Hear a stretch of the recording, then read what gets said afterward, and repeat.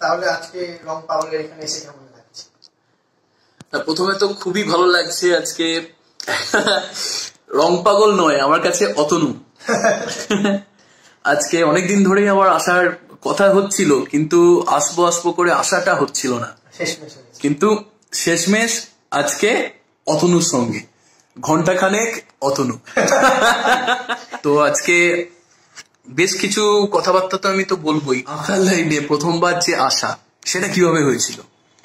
আঁকার লাইনে আসা বলতে মানে ওরকম হুট করে কিছু হওয়ার কথা ছিল না বা হয়নি, জানি না কোথা থেকে হয়ে গেল, কিন্তু নেশাটা পাওয়া বাবার থেকে। তো আমার বাবা ছিলেন মানে আমার গুরু, আমি বাবা হিসাবে তাকে পরে দেখলেও গুরু হিসাবে আমি তাকে পরের জন্ম পেতে চাই, কারণ তিনি এখন নেই। ফেব্রুয়ারি মাসে উনি আমাদের ছেড়ে চলে গেছেন। আমি মনে করি আমার সাথে উনি এখনো আছেন প্রতিটা মুহূর্তে। তো আমার গুরু শিল্পী শ্রী অতুল রয়, তো ওনার থেকেই আমার এই নেশাটা আসা। প্রথমে তো বুঝতে পারিনি যে এই জগতে কি করে ঢুকে যাবো। দেওয়ালে ভিজিভিজি করা থেকে শুরু করে বাবার প্রচুর রং, প্রচুর ছবি নষ্ট করেছি। বাবার আঁকাতে মানে রং দিয়ে প্যাস্টেল কালার দিয়ে পুরো দেওয়ালে আঁকা থাকতো। তো ওরকম ভাবেই হঠাৎ করে ঢোকা। আর নেশা শুরু বলতে ক্লাস 10-11 পর থেকে, যখন থেকে বাবার সাথে একাডেমি যাওয়া শুরু করি। মানে একাডেমিতে যখন বাবা মাঝে মধ্যে নিয়ে যেত, খুব একটা নিয়ে যেত না, বন্ধুদের সাথেই যেত, আমাকে হিসাবে খুব একটা নিয়ে যেত না। তবে বড় হওয়ার পর থেকে যখন কলেজ উঠলাম বা 11-12 বাবা যখন নিয়ে যেত, তখন থেকে দেখতে দেখতে নেশাটা শুরু। আর এই টুকটাক বাবার সাথে আঁকার কাজে যাওয়া বা এই জিনিসগুলোকে দেখা, বা বাবাদের যে রবিবার করে আড্ডা হতো, সব শিল্পীরা আসতেন, তাদের দেখে দেখে বা এই আড্ডাগুলো দেখে দেখে এই নেশাতে আসা। আরো বিশেষ করে আঁকার প্রতি টান বেড়েছে লকডাউনের পর থেকে, কারণ লকডাউনের সময়টাই পুরো আঁকা নিয়েই থাকা। এই রং তুলির জগৎ ছাড়া আর কোথাও বেরোতে পারতাম না, তো ওখান থেকেই মেন নেশা ধরা। তারপর তো এখন বাবা এই বছর চলে গেলেন মানে হয়তো রক্ত মাংসের দেহটা চলে যাবেন, কিন্তু আমি মনে করি মানে বাবা চিরকালই আমার সাথে থাকবেন, সকলের মাঝে থাকবেন। দেখছেন বাবা উন্নতি, বা বাবার বা গুরুর শিষ্য হতে পারছি কিনা, অ্যাকচুয়াল শিষ্য, সেটা উনি ঠিক দেখছেন। একদম, অবশ্যই অবশ্যই তোমার জার্নি অনেক সুন্দর হবে, অনেক দূর পথ চলা। তো আমি আছি তোমার সাথে। তো বেশ কিছু গুরুগম্ভীর আলোচনার পর এবার আমরা একটা কিছু ছোট ছোট জিনিস জানতে পারবো।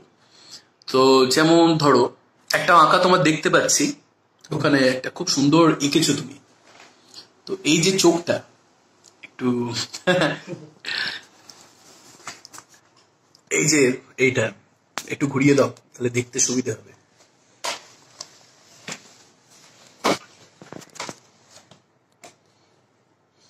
আজ সবাই ভাবছে অন্যদিন মৌসুমদা বকবক করে সামনে থাকে, আজ মৌসুমদা বলছে সামনে আছে অতনু।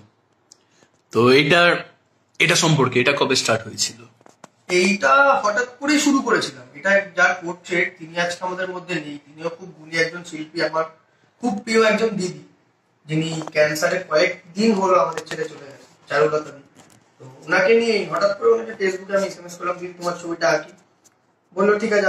তো ওই দিদির ছবিটাই চারকোল দিয়ে একদিন হঠাৎ দুপুরবেলা কলেজ থেকে ফিরে, ইউনিভার্সিটি তখন ভর্তি হয়নি, কলেজ থেকে ফিরে শুরু করেছিলাম। তখন কলেজে 2022-এর ছবি, এটা ডেটটা দেওয়া আছে কিন্তু এটা দেওয়া নেই। তখন এটা করা, বেশি টাইম নিয়ে করা না, তাড়াতাড়ি করা ছবিটা। আচ্ছা, বুঝলাম। তো এখন রিসেন্ট হয়েছে, দেখতে পাচ্ছি তোমার বেশ কিছু ছবি, যেমন গৌতম বুদ্ধ, ওটা একটুখানি সামনে একটুখানি ধরো, দেখতে সুবিধা হবে। এটা নিয়ে কিছু বলো। এটা কিরকম স্টার্ট হয়েছিল? মানে শুরু হয়েছিল একটা ওয়ার্কশপে, কলকাতা আর্ট একাডেমির একটা ওয়ার্কশপে গেছিলাম। তো ওখানে একটা পোর্ট্রেট এঁকেছিলাম ভগবান বুদ্ধের।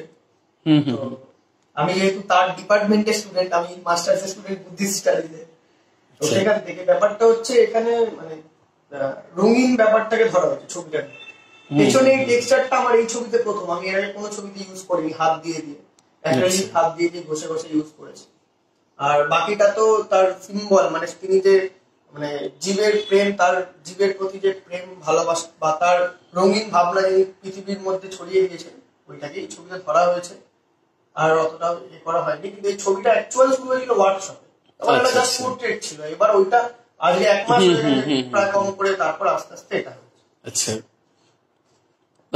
তোমার তো প্রত্যেকটা ছবিই সুন্দর, মনে হচ্ছে সবকটা নিয়ে বাড়ি চলে যাই, নিয়ে সাজিয়ে রেখে দিই। তো এবারে যে ছবিটা দেখবো সেটা আমার মনে হচ্ছে আমি এখানে এসে একটা মাস্টারপিস দেখতে পেয়েছি, তো সেটা আমি একটু দেখাবো। আগে দেখিয়ে দিই, এটা তো চলছে কাজ। হ্যাঁ, কিছু কিছু বলো শুনি। এটা সবে শুরু, মানে এটা এখনো কিছু নেই, আচ্ছা, সবে শুরু হয়েছে। এটা ধরো তোমার শেষ হতে তো আরো 6 মাস, মিনিমাম 6 মাস যাবে ছবিটা। এটা নিজের মন থেকে করা একটা দুর্ভিক্ষর ঘটনাকে তুলে ধরা আর কি। আচ্ছা আচ্ছা আচ্ছা। আমাদের দেশে না, নাইজেরিয়ার একটা দুর্ভিক্ষকে তুলে ধরা হয়েছে ছবিটার মধ্যে দিয়ে। তো আমি শুরু করেছি, এখনো ভাবনা অনেক বাকি আছে করা। সবাই ফিগার স্টাডিটা করা হয়েছে, এখনো করা হয়নি ফিগারটা, সবই একটুখানি দেখানো হয়েছে। আর এই প্লাস্টিকের ওপর যে মাথা দেওয়ার ব্যাপারটা, এটাও এখন সিম্বলিক কিছুই আসেনি, ওয়াশেরও কাজ বাকি আছে। এটা পুরোই বাকি, প্রায় 20% সবে হয়েছে। তবে এটা 24-এ শেষ হচ্ছে, 2024-এ গিয়ে শেষ হবে। 2024-এ শেষ হবে, আর আশা করছি ওটা হয়ে যাবে, তাই তো? একদম 2024-এ শেষ হবে, এটা এক্সিবিশনই দেখা যাবে। আচ্ছা আচ্ছা, সেরকম হলে নিয়ে চলে যাবো। ঘুম থেকে উঠে নেই ছবিটা থেকে উঠে দুর্ভিক্ষ দেখাটা খুব ইচ্ছা। তো অতনু, আজকে কেমন লাগছে টি উইথ মৌসুম মুখার্জিতে? আজকে সঙ্গে মৌসুম দা, আজকে একটু হাতটা প্রথমে দেখাই, তারপর তো আস্তে আস্তে সেলিব্রিটিদের মতো সামনে আসবে। তো কেমন লাগছে, কেমন এক্সপিরিয়েন্স? এক্সপিরিয়েন্স খুবই ভালো লাগছে। প্রথম কথা হচ্ছে এই যে আড্ডাটা হয়েছে, এটাই খুব বড় ব্যাপার। এই আড্ডাটাই দারুণ লাগছে। আর সব থেকে বড় কথা হচ্ছে এই যে লড়াই, প্রতিটা মুহূর্তে যারা লড়ে চলেছে, আমরা তো কিছুই লড়াই লড়ি, আমরা জীবনের মানে লড়াই কি সেটা দেখিনি এখনো অব্দি, কিন্তু যারা অ্যাকচুয়াল লড়েছে তাদের সাথে যে তাদেরকে সামনে এনে দেখানো যে তারা সৈনিক, তারা লড়ছে, এই ব্যাপারটাকে আমি সত্যি আমার মনের ভালোবাসা জানাই। আরো রঙিন শক্তি দিই যাতে এই ব্যাপারটা আরো চলে, আরো মানুষ সামনে আসুক যারা সত্যিকারের শিল্পী, প্রকৃত শিল্পী, প্রকৃত জীবনের শিল্পী, তারা সামনে আসুক, এই চাই। আর সে তো খুবই ভালো লাগছে এখানে এসছে দাদা, খুবই আড্ডা মারছি, আরো আড্ডা হবে, আরো গল্প হবে, আরো ভাবনা বেরোবে, আরো রং খেলা হবে, সবই হবে। তার মানে এই চললো, মানে এপিসোড আবারও কোনো না কোনো সময় নতুনত্ব কোনো আকার নিয়ে আবার অতনু আসবে। প্রথম কথা হচ্ছে শিল্পী মানেই সে লড়াকু হতে হবে, শিল্পী মানেই সে সৈনিক, তাকে লড়তেই হবে।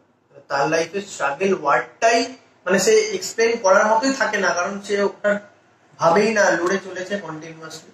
আর আমাদের এখানে তাও মানুষ শিল্পীদের কাছ অব্দি পৌঁছাতে পারছে, তাদের কাজ দেখছে, তারা একসাথে আড্ডা মারা, গল্প করা, সবকিছুই হচ্ছে, তারা উঠে আসছে। হয়তো কোনো কোনো শিল্পীরা আজকে না হোক 10 বছর পরে উঠছে, 5 বছর পরে উঠছে, বা 2 বছর পরে উঠছে। কিন্তু এমন অনেক জায়গা এখনো অব্দি আছে যেখানকার শিল্পীরা নামি দামি শিল্পী। আমি মানে তার নাম ঠিক জানি না, আমি গেছিলাম উড়িষ্যার একটা জায়গায়, রঘুরাজপুরে, মানে তার কাজ, সে আমাকে একটা কাজ দেখালো 1.5 বছর ধরে তাল পাতার ওপর, মানে ওই লোহার একটা ফলা দিয়ে কেটে কেটে ওর ওপর কালি দিয়ে একটা কাজ 1.5 বছর সময় লেগেছে। তার এই কাজগুলো একটা মানে গোডাউন ঘরে গুদামের মধ্যে পড়ে আছে। এর মানেই হচ্ছে তারা। এবার কত এরকম মানে শিল্পী, আমরা তাদের কাছে কিছু না, এরকম শিল্পী বয়স্ক, তাদের মানে এক একজনের 70 বছর 75 বছর বয়স, তারা নিজেদের ছবি হাতে নিয়ে ঘুরছেন, বেচছেন। এমনকি রবীন্দ্র সদনেও দেখা যায়। আমি অতদূর গ্রামে না হয় তাদেরকে দেখে এসেছি, রবীন্দ্র সদনেই আমি সেদিনকার দেখছিলাম যে ছোট ছোট দুর্গা হাতে বানিয়ে তিনি নিজে বিক্রি করছেন রাস্তার ফুটপাতে বসে। জীবন এটাই, এইটাকেই বলে অ্যাকচুয়াল স্ট্রাগল, বা এটাই হচ্ছে লড়াই। তাই জন্যই শিল্পীরা হচ্ছে প্রথম সৈনিক, শিল্পকর্তার অর্থই লড়াই। আমার কাছে স্ট্রাগলটা এরকম অনেক হয়েছে, মানে যারা অ্যাকচুয়ালি মানে লড়াইয়ের ময়দানে লড়ছে তাদের হয়তো কেউ মানে দেখতে পাচ্ছে না। এদিকে যারা, যাদের লড়াই নেই, তারা অনেক জায়গায় প্রতিষ্ঠা পাচ্ছে, ঠিক আছে, সেটা নয় হচ্ছে, কিন্তু ওই যে তোরে পাগল বলে গানটাতে যেমন আমরা শুনেছি, ওরকম অবস্থা। তো আমার জীবনেও এরকম কয়েকটা ঘটনা ঘটেছে। যখন ছবি আঁকতাম রাস্তায় বা ওয়ালে, যখন ছবি আঁকতাম, যেগুলো নিউজ পেপারে এদিক ওদিক ইন্টারভিউ হয়েছে সেকেন্ডে, তখন অনেক লোকে রাস্তায় এসে বলতো, রাত্রিবেলা ছবি আঁকছি যখন, অনেক কথাবার্তা শুনেছি। তো যার থেকে সাপোর্ট পেয়েছি সেটা হচ্ছে আমার বাবা। কারণ সে তো আর পাগল বোঝে না, কারণ সেও একদিকে শিল্প পাগলই ছিল, সেও পাগল আমার মতো, সে বড় পাগল ছিল, আমি ছোট পাগল আর কি। তো সে যখন রাত্রেবেলা আমি 2টা অব্দি ছবি আঁকতাম রাস্তায় বসে দেওয়ালে, তখন উনি আমার পেছনে চেয়ার নিয়ে বসে থাকতো, কখন কি ভুল হচ্ছে ঠিক হচ্ছে বলতো। তো সেই সময় অনেক লোকের অনেক কথা শুনি, বাবাকে এমনকি বাড়িতে বসে বা ফোন করেও বলছি রাত্রেবেলা এখানে বসে আছে কি অবস্থায় আছে। ঠিক তারপরেই যখনই পেপারে ইন্টারভিউটা বেরালো বা নিউজে ইন্টারভিউ বেরালো, তারাই এসে বলছে দারুণ, আমরা তো দেখতাম ও রাত জেগে জেগে করতে, খুব সুন্দর লেগেছে। এই জিনিসগুলোই খুব বাজে। একজন সে তো ঘুরে বেড়াচ্ছে না বা অন্য কিছু করছে না, সে আর্টের মধ্যে আছে, তো তার নামে কেন এগুলো বলা হবে? আমার কাছে এটা মনে হয় তাকে আরো সাপোর্ট করা উচিত, যে না সে একটা জিনিস সৃষ্টি করছে, তার সেইটা সাপোর্ট না করে, হয়তো সাপোর্ট করে 10% লোক সাপোর্ট করে, 90% লোক একদমই সাপোর্ট করে না। 10% লোক যারা সাপোর্ট করে তাদেরকে নিয়েই লড়াই, তাদেরকে সাথে পেয়েই লড়াই, আর তাদের জন্যই এই সৃষ্টি হয়ে চলেছে কন্টিনিউয়াসলি। আর যারা না হয় আজকে বলছে পাগল বা কিছু, তাদেরকেও জীবনে রাখা, তারাও জীবনের প্রধান সঙ্গী, কারণ তারা না থাকলে এই সিঁড়ি দিয়ে ওঠা এতটা শক্ত হতো। ওই রবীন্দ্রনাথ ঠাকুরের ওই গান, যে তোরে পাগল বলে তারে তুই বলিস নে কিছু, আজকে তোরে কেমন ভেবে, তারপর অঙ্গে যে তোর ধুলো দেবে, তারপর কাল সে প্রাতে মালা হাতে আসবে রে তোর পিছু পিছু। একদম একদম হেভি। তবে আমার জীবনে স্ট্রাগল একদমই, মানে বলতে গেলে স্ট্রাগল জিনিসটা আমি সামনে থেকে দেখিনি, স্ট্রাগলের কথা শুনেছি বা দেখেছি এই গ্রামে গঞ্জে গিয়ে, বা যেখানে তাদের সামনে গেছি কাজে, তাদের কাজে পৌঁছেছি। এটা হচ্ছে আজকে সত্যি আমার মনে হচ্ছে না আমি একটা অন্য জায়গায় এসেছি বা কোন একটা এপিসোড করছি। আজকে আমি এসেছি অতনুর বাড়িতে। অতনু মানে কি বলবো, এই সময় দাঁড়িয়ে ও সত্যি খুব ভালো একজন চিত্রশিল্পী, আর রীতিমতো ওর একটা দিক রয়েছে যে দিকটা আমাকে বেশ ভাবিয়ে তুললো ওর ইন্টারভিউ নেবার জন্য। সেটা হলো ও নিজের কথা ভাবার আগে অন্যের কথা ভাবে। এই যে প্রত্যন্ত গ্রামের বা দূর যেখানে হয়তো মিডিয়া পৌঁছায় না, সেখানেও যায় মাঝে মাঝে ভিজিট করতে। তো সেখানকার আর্টিস্টরা কেমন আছে, যে তাদের যে রোজগারের জীবন, কেমন ভাবে তারা নিজেদের শিল্প সত্তাকে বাঁচিয়ে রেখেছে, সেসব দিকগুলো ও নিজে গিয়ে মনন করে এসেছে। তাই আমি অতনুকে আমার তরফ থেকে জানাই অনেক অনেক শুভেচ্ছা, অভিনন্দন আর অনেক শুভেচ্ছা। আশা করব অতনুর আগামী চিত্রশিল্পী যে হয়ে ওঠার যে জীবন, সেটা হবে অনেক অনেক সমাদৃত। অতনু অনেক অনেক ভালো থেকো, ভালোবাসা রইল, ভালো থেকো। আর আপনাদের সবাইকে আমি একটাই রিকোয়েস্ট করব, শিল্পীকে হারিয়ে যেতে দেবেন না। কেননা যদি আপনারা ভালোবাসা দিয়ে স্নেহের সাথে শিল্পীদের পাশে না দাঁড়ান, তাহলে হয়তো আগামী দিনে এআইরা এসে মার্কেট নিয়ে নেবে। তখন কিন্তু আমরা আর অতনুদের মতো শিল্পীদের খুঁজে পাবো না। আরো একবার সবাইকে আমার তরফ থেকে রইল অনেক অনেক শুভেচ্ছা, প্রীতি, অভিনন্দন।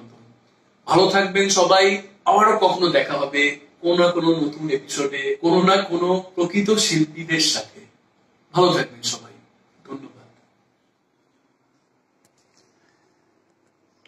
আজকের দিনের এতগুলো প্রাপ্তির মাঝেও সব থেকে বড় বড় প্রাপ্তি আর ভালোবাসার প্রতীক থেকে গেল আজকের এই উপহারটা। আমার জীবনের খুবই, আমি যেরকম বললাম খাতায় তুলে রাখবো জীবনের একটা পাতা, এই খাতায় এই নামটাও থাকবে। তো অনেক ভালোবাসা জানাই দাদাকে, মৌসুম দাকে। মনের কথা বললে বল, নামটা কেমন দিয়েছিলাম, মনের কথা বললে বল। সত্যি তাই, মানে এটা সত্যি, মানুষ তো মনের কথাগুলোই চেপে যায়, বাকি সব কথা বলে। তো নৈবেদ্য প্রকাশনী আর মৌসুম দাকে আমার খুব ভালোবাসা আগামী সময়গুলোর জন্য। তারা অনেক রঙিন থাকুক, অনেক রঙিন হোক, এটাই। অনেকগুলো বসন্ত পরে এবার একটা ঘুম চাই, বহুদিনের কষ্ট জমে এবার একটা বৃষ্টি চাই।